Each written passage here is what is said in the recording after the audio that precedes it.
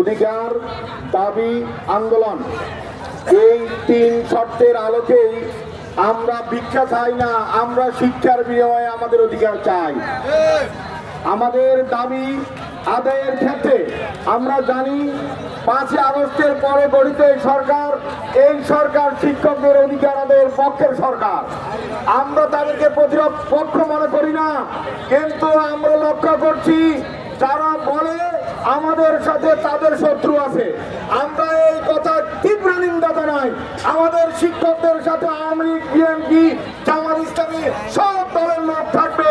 আমাদের একটাই দাবি, শিক্ষকদের অধিকার দিতে হবে, দিতে হবে। শিক্ষকদের দাবি মানতে হবে, মানতে হবে। আর একটি কথা বলতে পারি, মানতে হবে, মানতে হবে। আগামী নির্বাচনের আগে আমাদেরকে কারা আমাদের ন্যায্য অধিকার থেকে বঞ্চিত করতে চায়, আমরা তাদেরকে চিনে রাখবো। আগামী নির্বাচনে তাদের উচিত জবাব দেবো।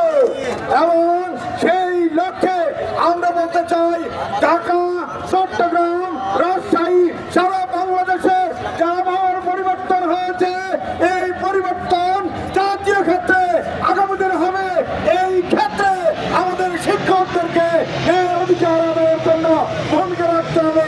হতাশ হওয়া যাবে না, আমাদের অধিকার ফিরে পাবো ইনশাআল্লাহ। সবাইকে ধন্যবাদ। আসসালামু আলাইকুম ওয়া রাহমাতুল্লাহ।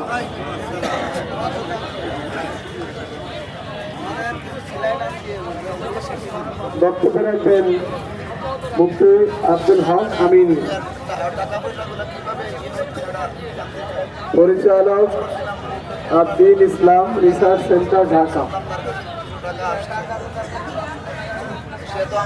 আসসালামু আলাইকুম ওয়া রাহমাতুল্লাহ। উপস্থিত সম্মানিত সহযোদ্ধা বৃন্দ,